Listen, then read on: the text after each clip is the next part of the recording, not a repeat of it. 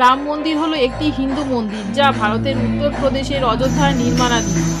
এটি দেবতা রামের অনুমানিত জন্মভূমি স্থানে অবস্থিত।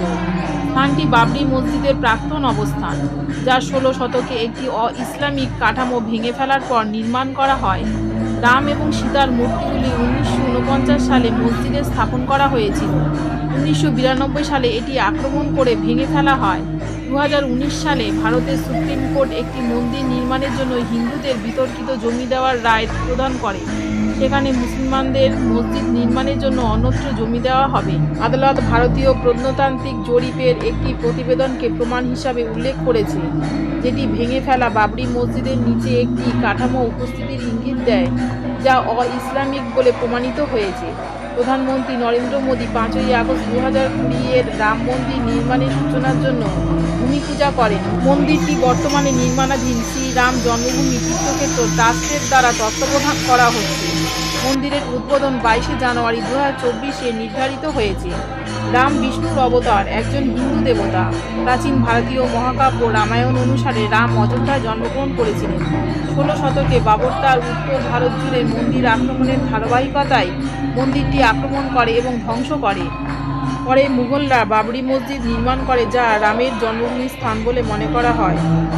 মসজিদের প্রাচীনতম রেকর্ডটি 1767 সালে পাওয়া যায়। জেসুইট ধর্মপ্রচারক জোসেফ টাইফেনথালের লেখা ল্যাটিন বই যে স্ক্রিপ্টটি ইন্ডিয়াতে।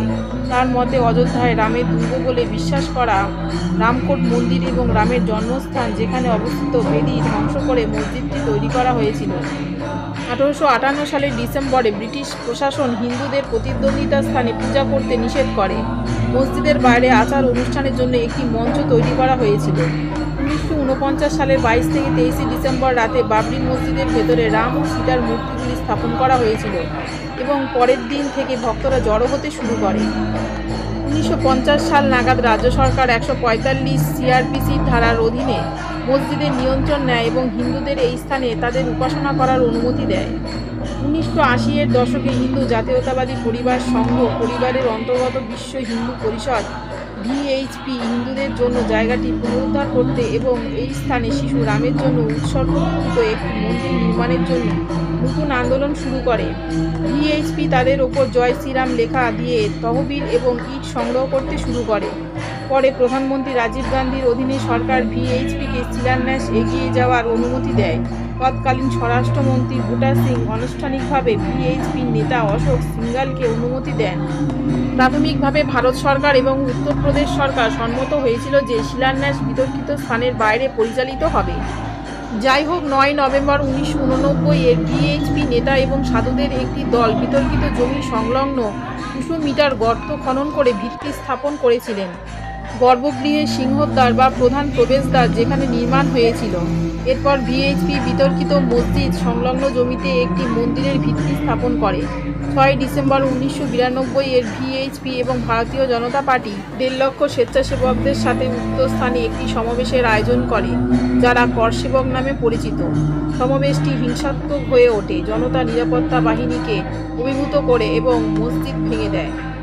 মসজিদ ভেঙে ফেলার ফলে ভারতের হিন্দু ও মুসলিম সম্প্রদায়ের মধ্যে কয়েক মাস ধরে আন্তঃসাম্প্রদায়িক সহিংসতা হয়, যার প্রত্যক্ষ ফলস্বরূপ বোম্বেতে আনুমানিক 2000 লোক মারা যায় এবং সমগ্র ভারতীয় উপমহাদেশে দাঙ্গার সূত্রপাত ঘটে।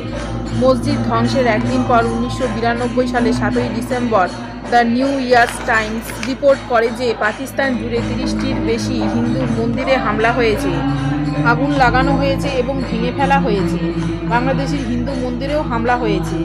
আর্কিওলজিক্যাল সার্ভে অফ ইন্ডিয়ার দ্বারা পরিচালিত 1978 এবং 2003 সালে দুটি প্রত্নতাত্ত্বিক খননের প্রমাণ পাওয়া গেছে যে এই স্থানে হিন্দু মন্দিরের অবশেষ বিদ্যমান ছিল।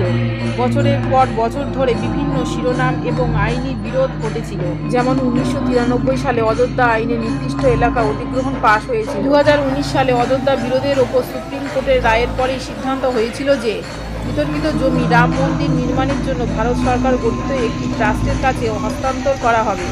ট্রাস্টটি অবশেষে শ্রীরাম জন্মভূমি তীর্থক্ষেত্র নামে গঠিত হয়েছিল। 5ই ফেব্রুয়ারি 2020-এর ভারতের সংসদে ঘোষণা করা হয়েছিল যে প্রধানমন্ত্রী নরেন্দ্র মোদীর অধীনে সরকার মন্দির নির্মাণের পরিকল্পনা গ্রহণ করেছে। 2 দিন পরে 7ই ফেব্রুয়ারি অযোধ্যা থেকে 22 কিলোমিটার দূরে ধন্যীপুর গ্রামে একটি নতুন মসজিদ নির্মাণের জন্য 5 একর জমি বরাদ্দ করা হয়েছিল। এই গল্পটি ভালো লাগলে অবশ্যই চ্যানেলটি ফলো করে শেয়ার, কমেন্ট, সাবস্ক্রাইব করুন।